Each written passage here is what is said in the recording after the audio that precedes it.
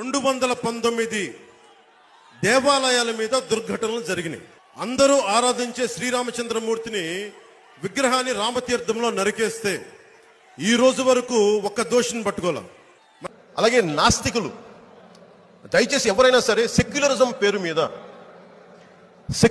పేరు మీద సనాతన ధర్మాన్ని చావగొట్టకండి. హిందూ దేవతల్ని దూషణ చేయకండి. ఈ మధ్యన దూషణ ఎక్కువైపోతుంది. ఒక శబరిమల అయ్యప్ప స్వామి టెంపుల్ మీద కానీ,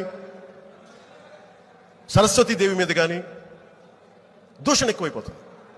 దయచేసి అలాంటి పెద్దలందరికీ చేతులు ఎత్తి జోడిస్తున్నాను. దయచేసి అది కొద్దిమంది ఒక బ్రాహ్మణ సమాజానికే అది బాధ కలిగిస్తుందని ఎవరన్నా అనుకుంటే దయచేసి తప్పది. ప్రతి సనాతన ధర్మాన్ని పాటించే ప్రతి హిందూకి బాధ కలుగుతుంది ఆ మాటల వల్ల. ఎండోమెంట్స్ యాక్ట్, మీరందరూ ఇష్టానికి టెంపుల్స్ ని దుర్వినియోగం చేస్తున్నారు. మీరు ప్రతి ఎమ్మెల్యే ప్రతి ధర్మాన్ని మీరు గౌరవించాలి.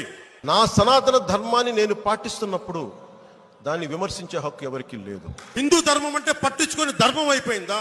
మీకు తమాషాలుగా ఉందా? మీకు ఎవరి ఇష్టానికి మీరు హిందూ ధర్మాన్ని ఆడుకుంటా ఉంటే చూస్తూ కూరుకోవాలా? ఇదే నువ్వు చర్చలకి చేయగలవా?